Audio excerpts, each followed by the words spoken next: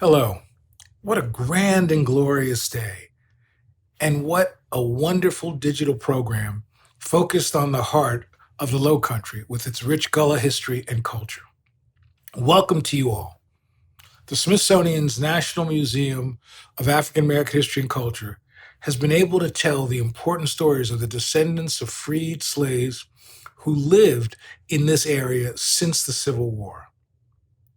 We were beneficiaries of photographs taken in the 70s and 80s that documented the residents of Daufuskie Island at a time when about 80 people lived on the island. And I fondly remember visiting St. Helena and Charleston in 2009 for a part of our Saving African American Treasures events. One of the most moving moments featured a Gullah woman in her 70s who spoke eloquently about the quilt she had made to honor her ancestors. I'll never forget how she talked about each square represented a different family member. All in attendance had to wipe away tears as she explained that this was her way of ensuring they would never be forgotten.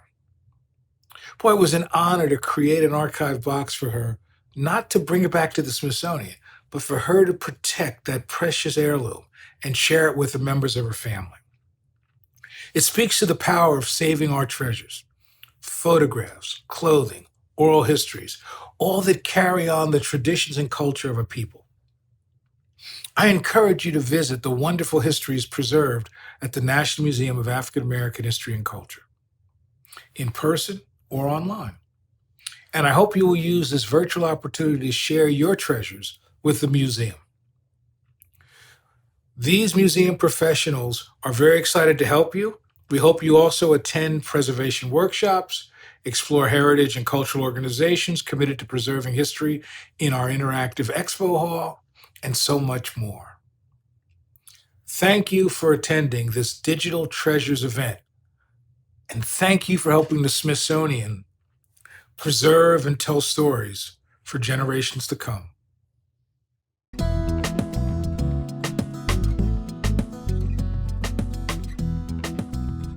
Welcome to Daufuskie!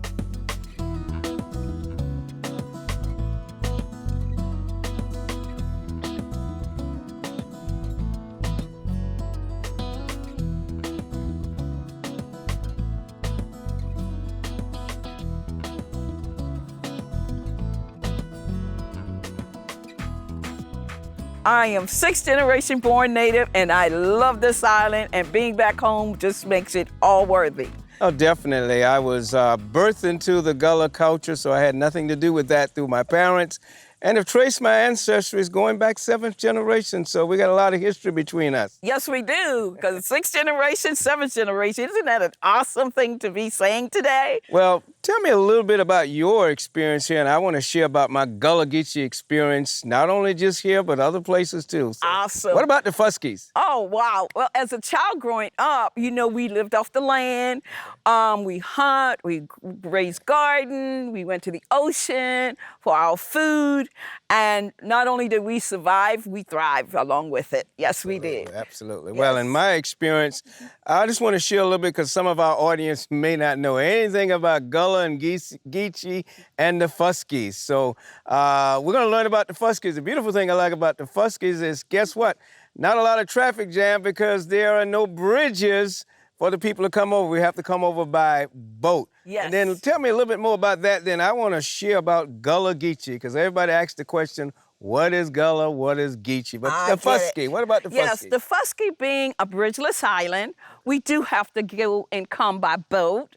For whatever reason, whether it's grocery, whether it's doctor's appointment, even visiting family that's been living here and have moved away for betterness of work and education. Okay. Oh, wow. And for me returning, I came back home because I really felt the need. The ancestors was calling, and getting here has been just a joy. All right. And that's the beauty about the Fuskies and the Gullah Geechees, because I was born into this culture, and they say we talk different. We say things like come ya, this ya, that Yeah. day. So that's another part about the Gullahs and the Geechees. So it's very important that we share this history with as many people as we can. Yes, we do. And that's why I'm here making sure that our stories are told right. And we live here in these islands, and we practice some of our ways, the cultural ways, our singing and dancing, and also our root workers, as we call them, Yes. and herbal medicine. So that's the part most people have forgotten, but we still practice it. Yes, we do. My mom, I remember as a child, she used to go in the woods and get the herbs, and we will heal from it. They didn't have time for us to be sick, so they knew exactly what to go and pick out and bring back for us. And you go to bed, tuck under, sweat it out, and you were ready to work the next day. Absolutely, absolutely. I was just looking around in our community here. I see dog funnel, and a lot of people see the beautiful Gothic moss that's hanging off of the trees. What they didn't know that we would use that moss ourselves for healing of the body. Yes. Blood pressure and different things like that. And they say, oh, look at the pretty moss. But that's medicine for our Gullah Geechee culture here on the Fuskies and many of the other coastal islands and near the inlands in 4 different states. Yes. Yes. Yes, we use all these herbs and things that people take for granted to heal ourselves and to live off because there weren't doctors around for a lot of the illness that was happening. But the herbs in the woods along the roadside all were a part of our living and surviving and thriving. Yeah, absolutely. And I think it's important that we share to the public that we love our culture. Yes, we do. It is something, we've even changed our lifestyles. As you said, you moved back. Yes. So it's good to know that you moved back. I lived in Washington, D.C., but I'm not a big city person, and I moved back. So it's very important. It's like a calling. Yes. The ancestors. And that's calling us another back. whole subject about the ancestors and coming back. Calling us home to roost and to be ready, and also to enjoy what has the legacy of all that they have been doing that we are now living off and enjoying. Absolutely. So finally, we are very glad to be on the Fuskies, and we're glad to be a Gullah Geechee. It really has. It really has very important for our audience and very important for ourselves that we appreciate our culture and we appreciate the friendship and the love of being on this island and all of the rich history that have been forgotten by many.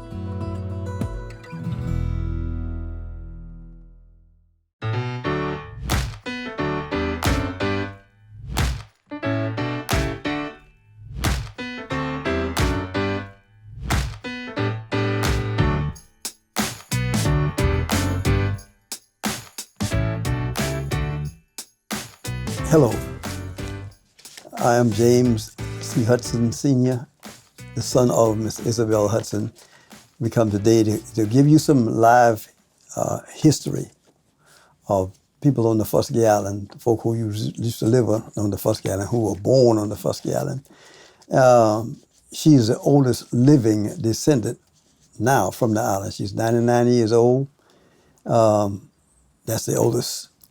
And we are here to give you some history that we can remember of life as it was on the Daufuskie Island at the time when we left.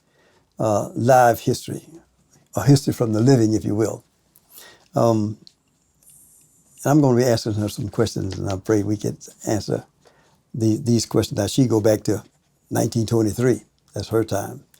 For me, I just came here in 1943. Almost 20 years after her. But she migrated from the island to Savannah, and that was in the 1930s. So I'm gonna ask them some questions that may help you understand and us understand how life was on the Daufuskie Island, why we left the island, and compare life how it was then and now. You all right, Mama? Mm-hmm. Good. How old were Mama, when you left the island? The Daufuskie Island? 1920, 1930. 1930. You left in 1938? Yeah. Yeah. So you were about 15 years old when you left the island. Right. Mm-hmm. You know why you left the island? because there wasn't no work. Oh. What kind of work was there on the island? There wasn't any work to be done. That's why I leave Savannah. I leave Daufuskie Island. But there used to be oyster shucking and stuff on the island at one time, wasn't there? Yes, but I didn't do no shucking. Oh, okay. I know that was a big thing on the island. In fact, that was a big industry. Oyster shelling and packing oysters. But then the rivers became polluted with the industry from Savannah and contaminated the waters, and it kind of killed the industry. As a result of that, the people had to leave Daufuskie Island and come to Savannah or somewhere near to work. In 1953, the oyster beds were contaminated by the Savannah River and Savannah pollution. The population precipitously began to drop. There are only about 20 native Gullah folks on this island. They of themselves cannot preserve this. It is something that we've come to help them with. You had some brothers and sisters. What did they do? They was there to just being down there. Then Papa come up to Savannah to work, but Mama stayed home and mind us. Oh, okay. That was a long way. Back then, did he have a rowboat or there was a motorboat that came from the island? I know everybody made their little barrows. They came in rowboat. Okay, and that's a long way. Folk used to row a boat from the Daufuskie Island. That's about 16 miles against the tide or with the tide from the Daufuskie Island to Savannah, Georgia. When you did that, you didn't go right back. So we come up here on Monday and you don't go back until on Saturday. Well exercised. We look for something to do now, but there was a whole lot to do then. How did you, I guess, I don't know whether you knew how your parents got the property they got. I'm know for a fact now, yours was the Bryan family. And my your husband's my daddy was on the Hudson side of the family. And they came up there after slavery. And we know how the land was gotten. They was given land or bought land from slave masters. And we got the land on the Daufuskie Island because there was numerous families on the Daufuskie Island. Then what about schooling on the island? It wasn't but 2 schools. It was 3 schools. It was one down to Bailey's Point, you call it. Bailey's Point. And one was down to Copper River. You played organ. I heard you play organ. I played the organ after Mama died. But before she died, she played the organ, huh? Before she died, she played the organ, and that's what learned me how to play. You enjoyed playing organ? Yeah, I enjoyed it, but then there wasn't enough money to live on. So I came up here on a Wednesday, and I got a job on East 33rd Street that Wednesday. And you never went back? Oh, no. I mean, not, okay. Well, what was it like moving from the Daufuskie here? It was good because I had a little job. She paid me $1.25 a week. $1.25 a week. That's a lot of money in 1938, I guess. Oh, yeah. That seems funny now. The dollar was worth something. And if I didn't work on Sunday, I didn't get the 25 cents. What kind of occupation you said you had? Mind the people's children. Okay. I had one little boy. But then when I went and working for the Bremers, that was when they really treated me like a human being. Now you talk about the Gullah Geechee community. Here in Georgia, Yamakro is your first Gullah Geechee community. Because if you think about it, coming along the river, from Daufuskie, first place you're gonna hit in Georgia is Yamacraw. Mrs. Hudson family was a part of the Yamacraw community because they were owners of a barbershop here in the Yamacraw community, okay? And many of the older residents remember going to the barbershop, and she used to look out for the kids because she used to look out for me. I know the transportation on the island was cow and wagon, or horse and wagon, or even walking. Walking, Yeah. really walking, because you didn't have no money to pay them, nobody for nothing. And his older sister, she used to deliver the babies, and then she also buried the babies. Yeah, my aunt. Yeah. I'm asking her questions, but I was on the island myself when we were little. That's back in the 40s. And we know it was cow and wagon, and there wasn't any, no electricity, no running water. It was pump water. You pumped the water, and you primed the pump. Everybody had their own their animals, the chickens, the hogs, their cows, their own milk, their own farms. So they really didn't need anything. I guess after you got through working, what you needed to do was rest. You're glad to go to bed. Did you kind of miss anything when you came to town? No, I ain't missing nothing. Wasn't no hurry to go back there. I didn't go back. Yeah. Well, folk love it today, I tell you that. What about religion on the island? That's about where you go. Yeah, You go to church. yeah. So school, church. Yeah. That's about it. Prayer meeting. You know, we're looking at that today because my grandfather was a freed slave. And on her side of the family, those folk were freed too. They were a bunch of praying people. That was the biggest pastime, praying. And God was the center of everything. That time to the island, everybody look out for the next one. The ring shout. The history goes back nearly 300 years on the continent of Africa, West Africa and Central Africa. It was brought here to America and really had its birth on the plantations. So the ring shout itself, the part that came from Africa, is that circle you see going counterclockwise. And then one other aspect of that ring shout, you hear that polyrhythmic beat that we do. That came from Africa. They banned the drums in America.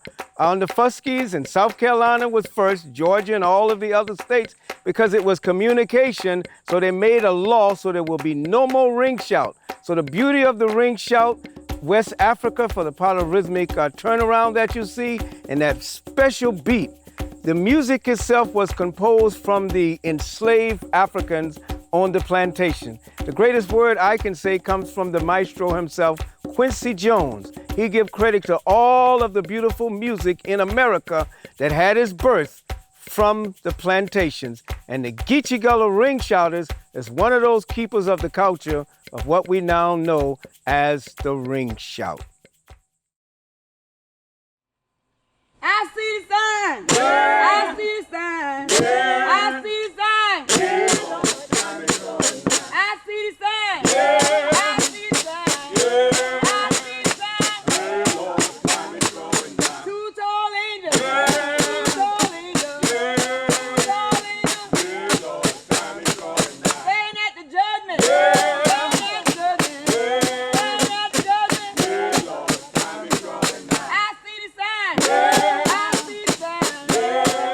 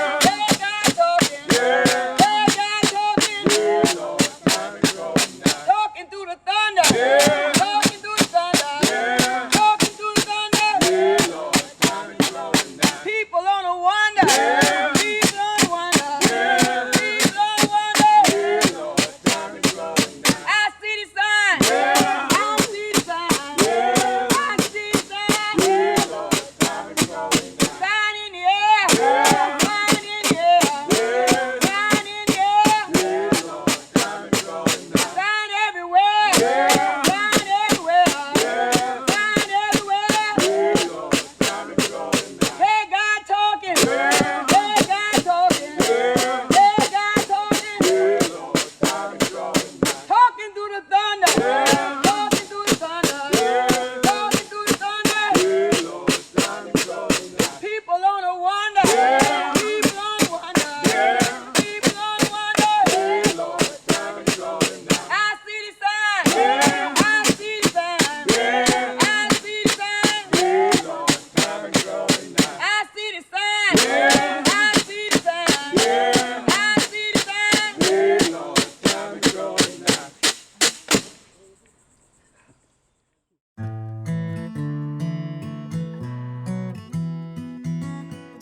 Thanks for joining me on this Ellie and Authentic Gullah tour. Come, let's have some fun. Folks, we are headed to the Merrifield School, built in 1934. The money was raised by the native. Beaufort County had built the white school, but the blacks built their own school.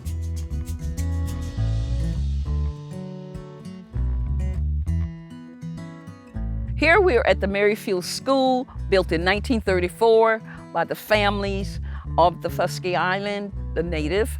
And one of the carpenters was Mr. Charlie Myers and his son. And they built this school because the native did not have a school at the time. And the first teacher that the school was built for was Miss Frances Jones. She taught for 39 years in this island. 34 years of it was in this school, and the other 4 years was at the Praise House. Here, as a child, after Miss Frances Jones teaching me from 1st to 4th grade, Pat Conroy came in 1968-69 school year, and he taught me in the 6th grade here. This is also the school where my mom went to school at. She attended school here when it was very first built. And I am so proud to be a descendant of where the native got together and made sure that their kids was educated. And this very building was the one that we all got educated in. And here you will see this very tree here is where we used to have our graduation at. Because the school was a 2-room school, too small to have folks in there as we do the graduation program. So we would set up a podium as well as chairs lined up for all the residents to come out and see the kids graduate, including myself. And folks, we're headed to First Union African Baptist Church, also built by the natives. Oh, Jesus is a rock in a weary land. Oh, Jesus is a rock in a weary land. Here we are at the First Union African Baptist Church, which is number 2. The very first church was built across the road in 1881. And here, this church was built 2 years later after the first church burned down. My 6th generation great-grandfather, who was also trustee on the board, he was a part of help making this church where it is today. And that's why I find myself as a descendant much involved in what goes on with it. Folks living on this island had great faith. They believed that faith will get them through all the hard time, bitter time they were dealing with. They never felt that they were alone. So this is where the church that they built, making sure that they had a place to praise. Folks came from all over at some point to also have service with us here. Today we still have service here from 1881 to this day. 2022, and I am also a trustee on the board as well today, as my 6th generation great-grandfather did back in the day, and proud to be a part of the legacy. And we're off to Bryant Road, where this very house I'm about to show you is where 5 to 6 generation was born in this house, including myself. And here is where about 5 generations were born in this very house. Today is why I am trying so hard to raise funds so that we can restore it and have families also be able to come back home and visit. This house was given to my grandmother from her mother, and it wasn't built here, it was actually rolled here back in the day. And this is why this is such a great treasure, because of the stories my grandmother, my granddad used to tell us all about when it was during their time, how this island was, how many people were here, how many people shared and did many things on this island that they passed down to us as children so that we too can be a part of the story that they were telling. And along this whole stretch of Bryant Road were Gullah people. The heart of a lot of Gullah community lived, raised their children, farmed the land, hunt the woods, and this house shared about five generations of my family, born and raised in this very house.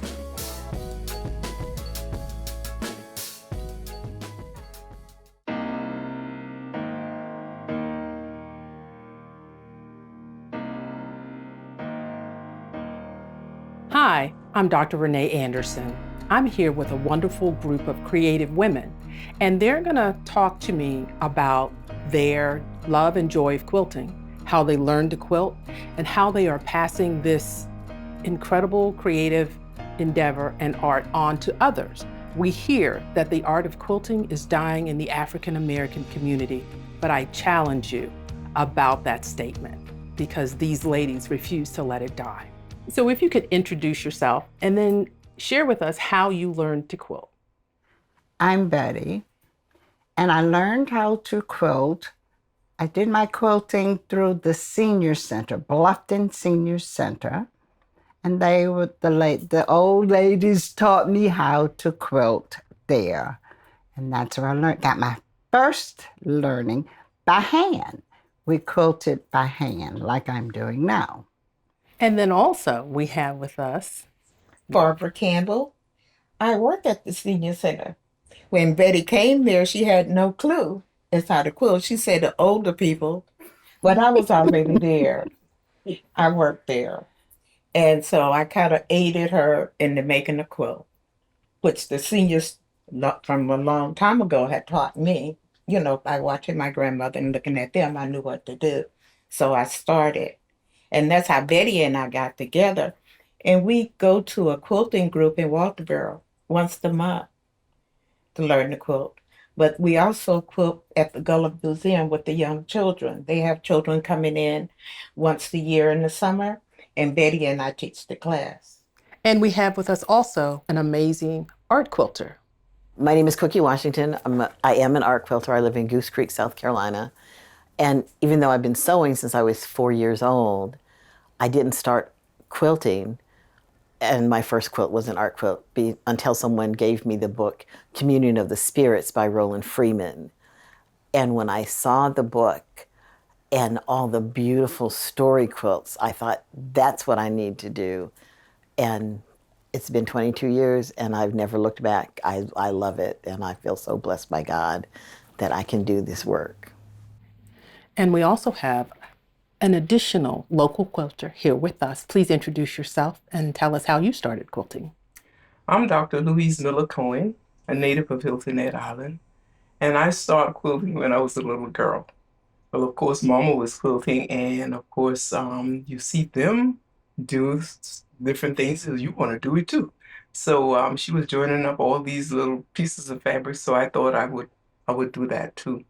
And so then I got busy, got away from quilting, and of course started the Gullah Museum of Hilton Head Island, which is a restored Gullah house on Hilton Head. It's 92 years old, and it's the only restored Gullah house on Hilton Head Island. And I picked up a magazine one day, and I read this article that the Gullah traditions, the Gullah culture, it said, was becoming extinct. And God spoke to me and said, Louise, that's the only way that can happen is that you allow it to happen. So I then got my mission. And quilting is a part of us. Growing up in those coal houses that we had to live in back in the day, no sheetrock on the wall. You're talking about cardboard boxes. That's how the house was insulated with newspaper on it. Those houses were cold, okay? So people made quilts. Those quilts was very heavy, okay? So you had a quilt to cover with, and then you had one at the foot of the bed. So that's how I grew up.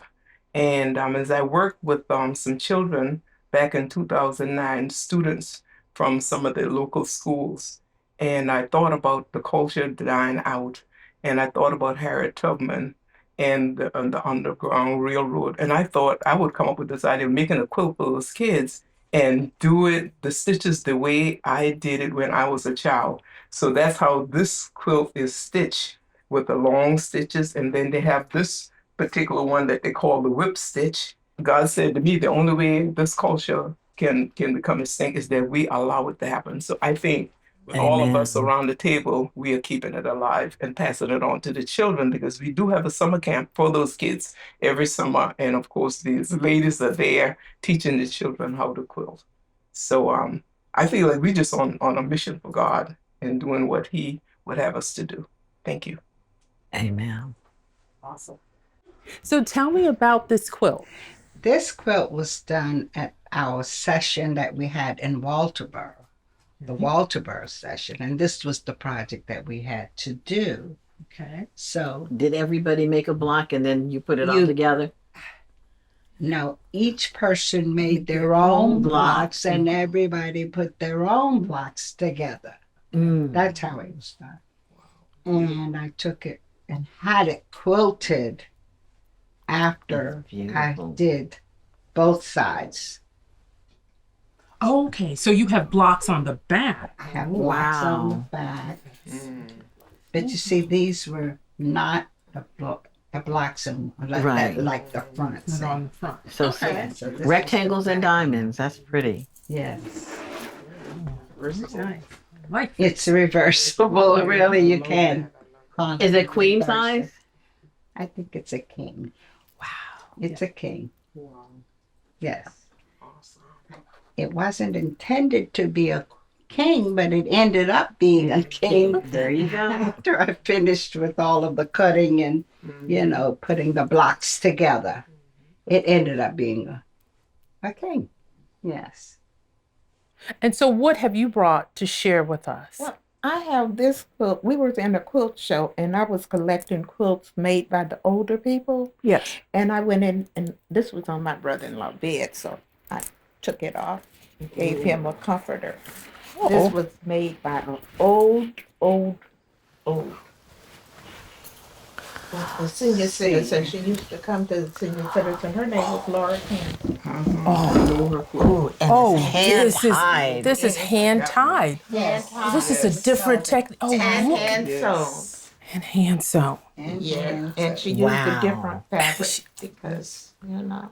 And she didn't use the same color yarn to tie it. No. Look at that. Okay, so she's, wow. I think it was, Oh, and look at this fabric. Look at the fabrics that she used. I have one of her quilts. You do?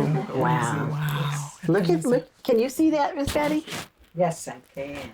Wow. yeah. Wow. She used that one. And so what did she do? Let's look and see what she did on the back. She just put pieces of fabric together. Yeah. Yeah. Oh, wow. Cover. We've got plush. And there's We've some got toweling. cotton. There's some, looks like an old dress, an old church shirt. Yes. So she's a shirt. Look at, even some granddaddy suit. Look at that. Look at that. Here's the corduroy. Oh, wow. And Okay. it's a piece of corduroy here. Yeah. So, They just used, the fabric out of clothing. The clothing that. This is wonderful. Throw away Whatever anything. they have. To They didn't throw away anything. This looked like a suit. Yep, doesn't it? And this is like a work shirt right here. Look at that. Yeah. Oh, look. Oh, yes. Look at that. The farmers went in the field. And that's got to be an apron or a dress. It was interesting, and I wanted to add that to my collection. Cookie, could you please share with us a quilt that you've brought and also tell us the story behind it? This is a black mermaid quilt. I love black mermaids. I'm really obsessed with them. This one is called Swimming on Sunshine. Wow. Oh. Okay. And there's the top of her face. And I used all different kind of fabrics, not just traditional quilters cotton. And I did bead it all over. I don't know if you can see the beads. And I wanted to have shells, but I wanted it to move when it was hung on the wall. This is a wall quilt. So I use safety pins to make them hang. And when you're looking at it, you can't see them. All you can see is the shells. They're floating. But this is the split tail mermaid, so she's more of a siren. And there is a story that says that mermaids and mermen mate for life. And when the merman dies, she is in such grief, she rents her tail in two to express her grief over the loss of her man. Wow. And so what was your inspiration for creating this quilt? I just started reading Black mermaid stories from all over the world. This is one from Haiti, I believe. And I love them. And they are so important in African storytelling. There's Low Country mermaid stories from all the way back to, South Africa. There's anywhere where there's a body of water, there's a Black mermaid story.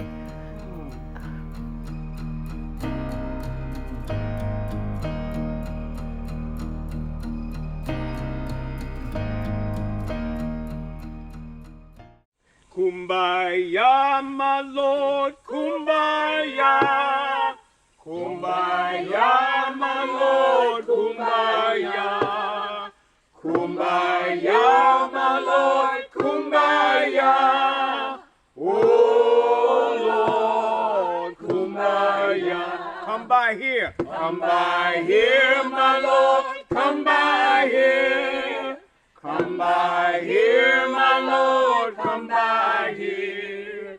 Come by here, my Lord, come by here. Oh, Lord, come by here. Come by ya. Come by ya, my Lord, come by ya. Come by ya, my Lord, come by ya. Come by ya, my Lord, come by ya. Oh, Lord, come by ya. Kumbaya. Kumbaya, my Lord, kumbaya. Kumbaya, my Lord, kumbaya. Kumbaya, my Lord, kumbaya. Oh, Lord, kumbaya. Come by here. Come by here, my Lord, come by here. Come by here, my Lord, come by here.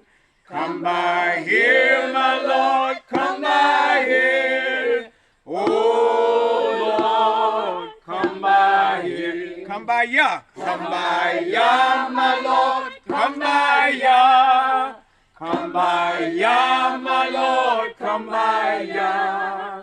Come by ya, my Lord, come by ya. Oh, Lord, come by ya, come by ya. Come by ya, my Lord, come by ya. Come by ya, my Lord, come by ya. Come by ya, my Lord, come by ya. Oh, Lord, come by ya, kumbaya. Kumbaya, my Lord, kumbaya. Kumbaya, my Lord, kumbaya. Kumbaya, my Lord, kumbaya. Oh, Lord, kumbaya.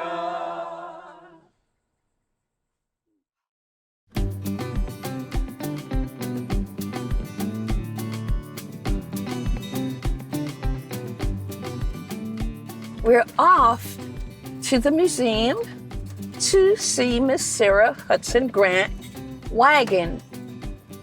The wagon that she used to hitch her horse up to Tillman and off to deliver the babies. We didn't have telephones during those times, so a lot of time people would ask me, how did she know when the baby's coming? Well, Miss Sarah was a very unique person.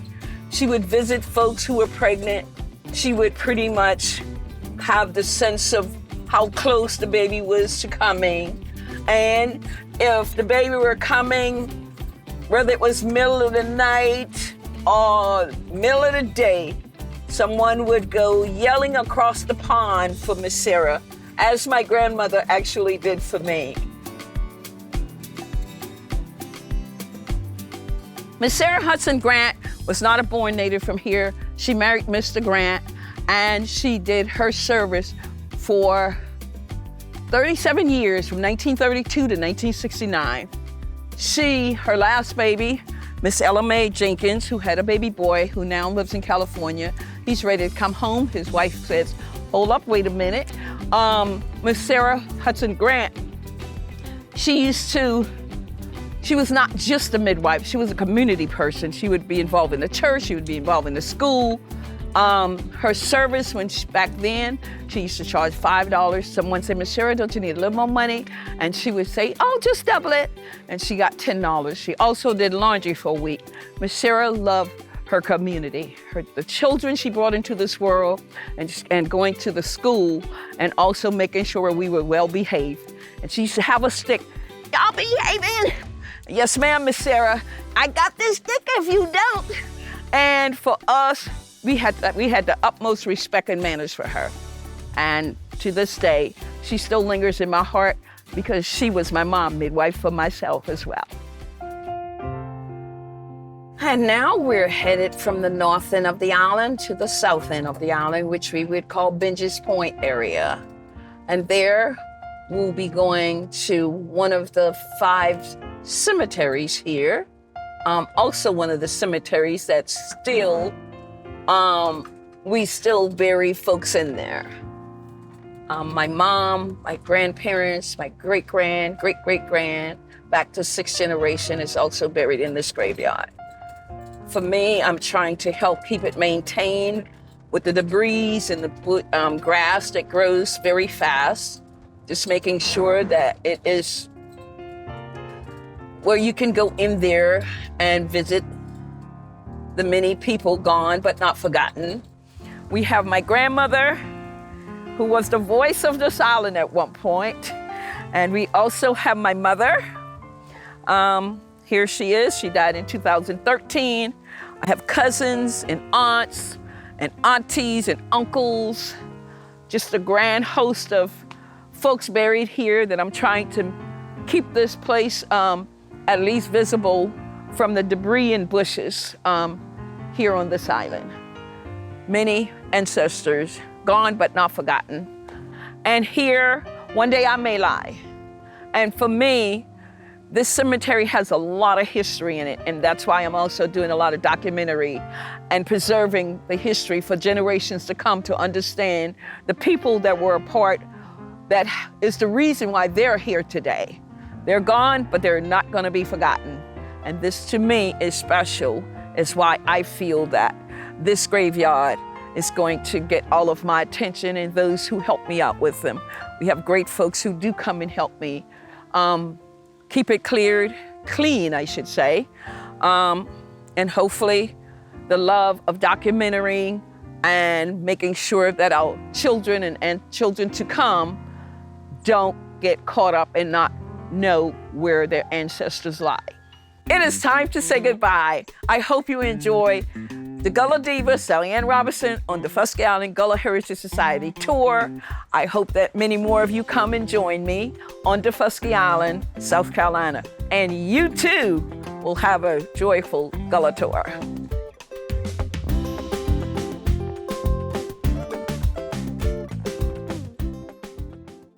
The Gullah Geechee community's contributions to our nation's culinary culture are foundational and ongoing. For over 400 years, African Americans have inspired our country's food through their skill, creativity, and entrepreneurship. Hello, I am Chef B, a Gullah Geechee native of Bluffton, South Carolina. What are some characteristics of Gullah Geechee culture? Of course, the food, that's major. Most people will travel and they said, I'd like to get some Gullah food. And a lot of restaurants put the word Gullah within their either advertising, because then that draws a crowd. So that's good. And the way we talk in our language and dialect, that's some of the main things if you see a Gullah.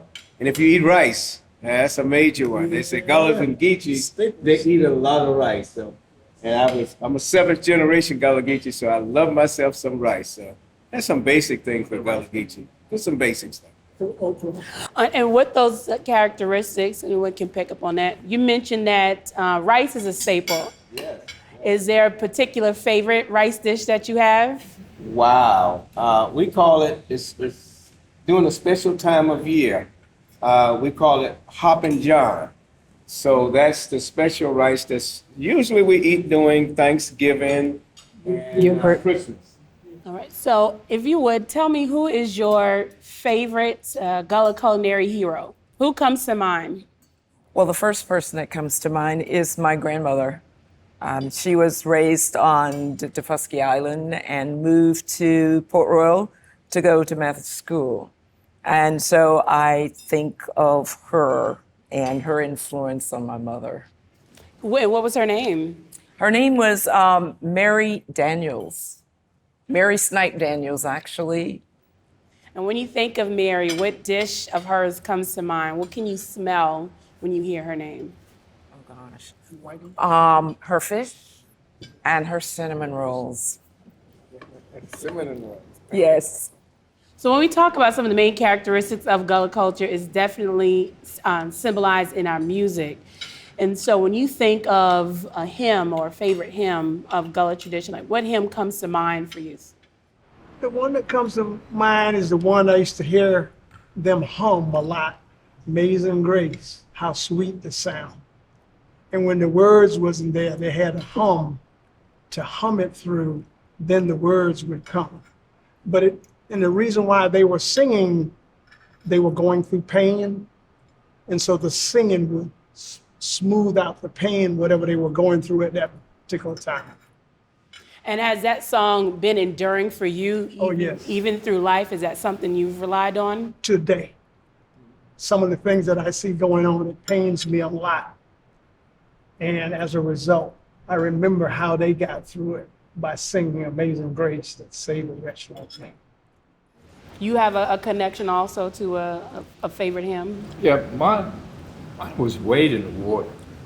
And I love the old Negro spirituals. And mine was more of a connection with the ancestors. And when I hear Wade in the Water, Yes, sir. you know, I would drag Wade in the water, Sharon. Wade in the water. It just sends chills to because you kind of imagine these enslaved persons going to the water and just waiting there for something else, you know, waiting for that signal, waiting for someone else to come up to tell them where to go from there. That's what brings to my mind. And in that, you can hear the coded language. Yeah.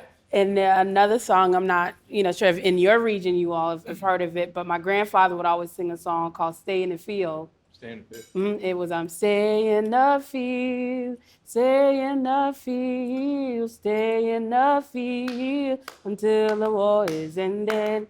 And he would, sing and hum that, and he would hear it back. It was like, it's the message in the words. And a lot of times that is what they did. They coded that because it was a language that they understood, something unique to them. And so we've heard mention of Daufuskie Island. That's definitely something that we want to focus on because it's such a rich and vibrant part of the culture. What are some key issues that have forced either you personally or families from Daufuskie Island? Well, a couple of things. One is when work fell off, especially after the oyster bed, the pollution of Savannah River kind of destroyed the oyster bed. People had to move away, and then when they move away, that was that kind of break in the tradition with young people coming up and being able to stay and keep that tradition going. Also, that kind of break also tie into the loss of land a lot of time. So those are key issues even today, especially the land and the rising prices of taxes. And when you lose that connection with the younger people, as our older people die off, it creates great problem for us. And do you still have family who resides on Daufuskie? Yes, we still have a few families, members there, and we still have our land. We've been very fortunate to hold on to our land, but it's becoming more difficult each year with the rising taxes. I remember as a small child going to Daufuskie, you know, on the boat with Captain Sam, and I don't want to see that going away. So when I'm hearing it from other family members who live there, I want to do my part, you know, to participate and try to keep that culture. So if you would speak to that also in your area as a native and even your connection with Daufuskie, have you seen a migration from the area of natives who've left? And if you could speak to what are some of the things that have caused Gullah natives to leave the area or not be able to remain anymore? Yes, it's a great migration. I don't know whether it's ever going to get back highly populated with the native, the Gullah Geechees. But many are coming back now and trying to make it home on these barrier islands, the Fuskies and many others in the area. Good. And reflecting on it now in adulthood, and especially being able to have opportunity to teach future generations, do you think having that conversation or push from the elders saying, leave, go away for greater opportunities, do you think that had a negative impact on what we see now, a loss of the culture in these areas and a loss of being able to own and maintain lands? Well, from my perspective, which is not from someone who was actually raised on the island, my grandmother was, and she left the island for education purposes. She wanted to go to high school. And so she moved to Port Royal to go to an all-girls boarding school there, Mather School. I became more connected with Daufuskie Island through my grandmother and her younger brother, Hezekiah Hudson Jr. And, you know, it was all about land and taxes. And so they had decided not enough family members were participating in it. And so they decided that they would sell the land on Daufuskie. And so at the time, my son was at Morehouse and he was studying a lot of history, South Carolina history, and we'd been talking about Daufuskie a lot. And so that sort of pushed me to say that I didn't want to see the land lost. Mm-hmm. And so what my husband and I did as we sort of got all the family members together, we actually bought the land that they didn't want to keep, and as a way of keeping the land. Preserving that, yeah. And preserving the land on Daufuskie. And through those sort of personal connections, it became a community connection, because while we were working on that, we met so many people that I didn't know, my cousins and whatnot from Daufuskie that I had not met. And so we became more involved in some of the interests of the island, and we quickly discovered that nobody wanted to hear what the individual wanted to say, but if there was an organization, they would listen. And so that's when we developed our organization, Community Preservation Zone Association, in order to help out as much as we could when the island was going through this rezoning process and everything was changing. And so our approach is to become familiar with the ordinances and codes, and then look at the disparities between the application of those laws and codes and policies when it comes to Daufuskie Island, and especially in issues that are related to Gullah people. Hello, I'm Kevin Young, the Andrew W. Mellon Director of the National Museum of African American History and Culture. I hope you enjoyed Digital Treasures. Although this signature program has existed for many years at the museum, we are thrilled to be able to offer it in this format, and that folks across the country can access it and join in. We were especially excited to spotlight Daufuskie Island, South Carolina, and Gullah Geechee culture, heritage, music, food, and art. I hope you were able to expand your own knowledge as you tuned in. Treasures also offers an invaluable opportunity to spend time with museum professionals and to learn how to identify your own family treasures and preserve them. This museum was built on the stories of individuals and families, and our collection is the result of so many folks preserving their family history and sharing it with us and the world. When you take part in this program, and by preserving your own family story, you become part of the greater Namaque family. That family extends to regional museums and heritage centers like those featured in our programming today and in our expo hall. I really encourage you to find these institutions and engage with them. Visit, explore, and embrace our local and regional histories. And of course, we hope to see you soon at the museum. Thank you for tuning in today. Lord gave up. Lord gave up. Lord gave up. Lord gave up. Don't tell everybody. It's Judgment Day. We gotta leave. We gotta go. Lord gave up. Lord gave up. Lord gave up. Lord gave up. Don't tell everybody. It's Judgment Day. We gotta leave. We gotta go. Don't tell my mother, my father too. Don't tell my sister, my brother too. Don't give up, don't give up, don't give up, don't give up. Don't tell everybody it's Judgment Day. We gotta leave, we gotta go. Don't tell my auntie, my uncle too. We gotta leave, we gotta go. Don't give up, don't give up, don't give up, don't give up. Don't tell everybody it's Judgment Day. We gotta leave, we gotta go. Don't tell everybody it's Judgment Day. Don't tell my pastor or the members too. We gotta leave, we gotta go.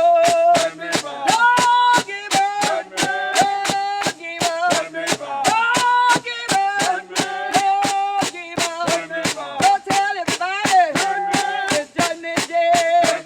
We gotta leave, we gotta go. Don't give up, don't give up, don't give up, don't give up. Don't tell my auntie, my uncle too. We gotta leave, we gotta go. Don't give up, don't give up, don't give up. I see a sign, we gotta leave. I see the sign, we gotta go. Don't give up, don't give up, don't give up, don't give up. Don't tell everybody it's Judgment Day. We gotta leave, we gotta go. Don't give up, don't give up, don't give up.